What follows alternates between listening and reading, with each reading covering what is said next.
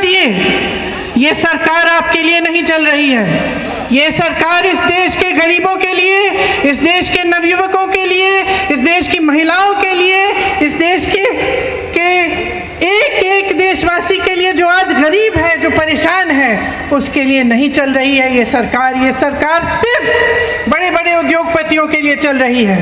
और ये जितनी भी स्कीमें हैं जो बार बार आप पे थोपी जाती हैं, ये सोच समझ के किया जा रहा है। ये बात सही नहीं है साथियों कि बगैर सोचे समझे किया जा रहा है। ये सोच समझ के इसलिए किया जा रहा है क्योंकि इस सरकार का सिर्फ एक मकसद है, सत्ता में रहना।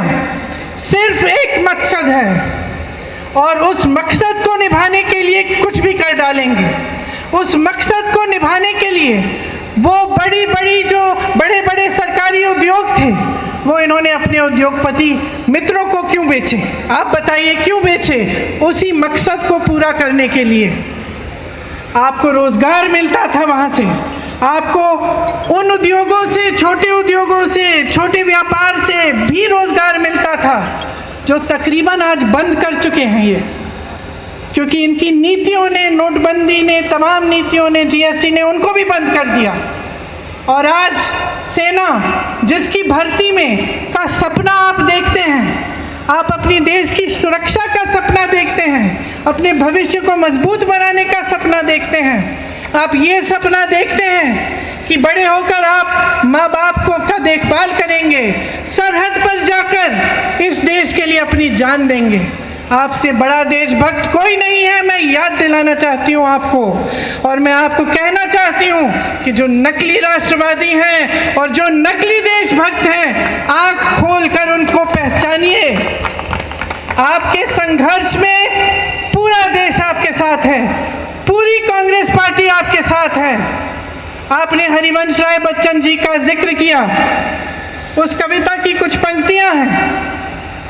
कवि ने कहा है, वृक्ष हो भले खड़े घने, हो घने हो बड़े, एक पत्र छा मांग मत, मांग मत, मांग मत।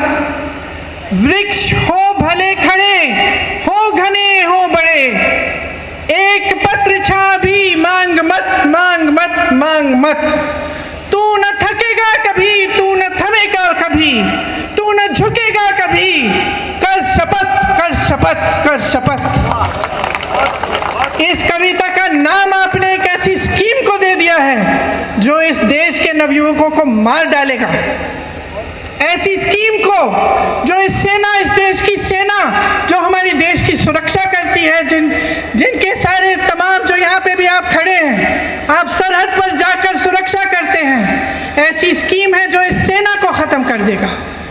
आप इस सरकार को पहचानिए, इस सरकार की नीयत को पहचानिए मेरे भाइयों, मेरी बहनों।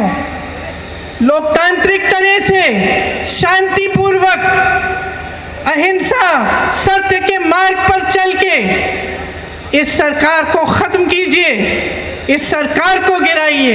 ये आपका मकसद होना चाहिए कि आपके देश में एक ऐसी सरकार बने जो सच्ची देशभक्ति दिखाए, जो देश की संपत्ति को सुरक्षित रखे, जो देश को आगे बढ़ाए, देश के गरीबों, नौजवानों को आगे बढ़ाए।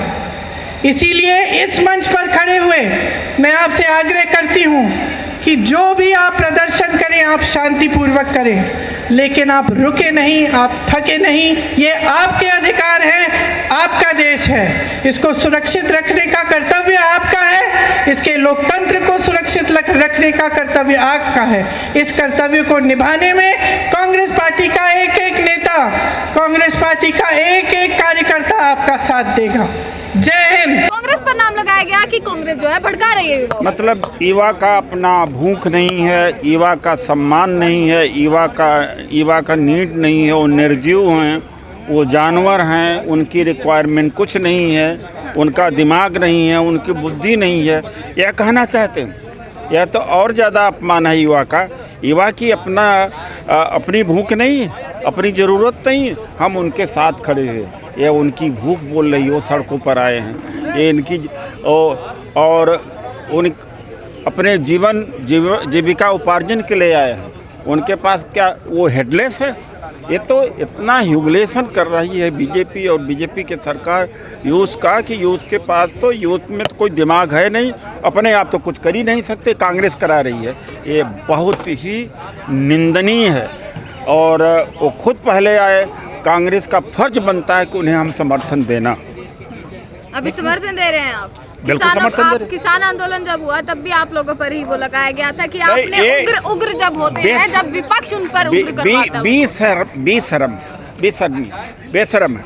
कह दे पूरे यूथ को जो अभी अग्निपथ का विरोध कर रहे हैं, बीजेपी वाले कह दें कि इनके पास दिमाग नहीं है या इनकी कोई भूख नहीं है या इनको रोजगार नहीं चाहिए, परमानेंट रोजगार चाहिए, ये कह दें तब हम मान लेंगे। क्या उनके अंदर कोई सोच है ही नहीं?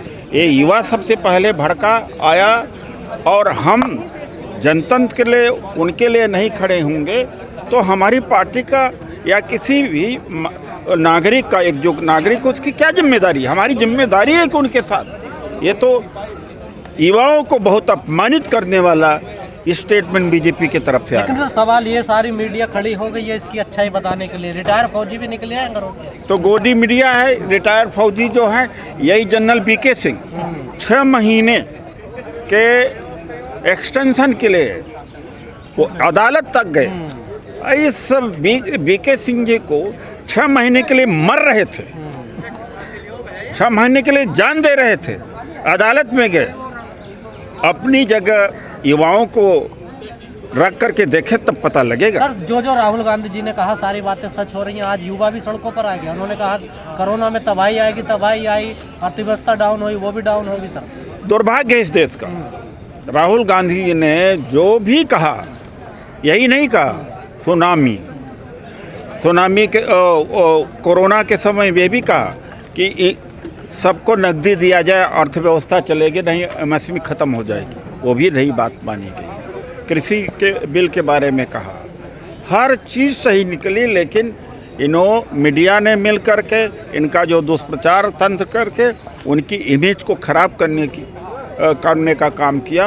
वरना उस जैसा नेता इस देश को मिला है, ये देश के लिए सौभाग्य की बात है। सर छोटे छोटे पॉइंट में थोड़ी थोड़ी बात में पीछे हट रही है सरकार। 10% की बात कर रही है, या फिर असम राइफल्स में भर्ती की प्राथमिकता भी दी है दबाव में। ऐसा ही कृषि कानून के मामले में भी हुआ था। मैं कहूँगा युवा इनके मोदी जी के झूठ में मत फंसे, अपने आंदोलन में वो कायम रहें। और 3,65,000 युवा नौकरी के लिए उन्होंने आवेदन किया था। कोविड के टाइम में 2 साल में नौकरी नहीं मिली। इनके साथ धोखा होगा, बिल्कुल इनको नहीं मानना चाहिए। आपका ये सत्याग्रह कब तक चलने वाला है? सत्याग्रह या खत्म हो गया? नहीं, आगे भी चलेगा? आज का खत्म हो गया। उनके समर्थन में हम आज आए हैं, आगे भी आते रहेंगे जब जरूरत पड़ेगी।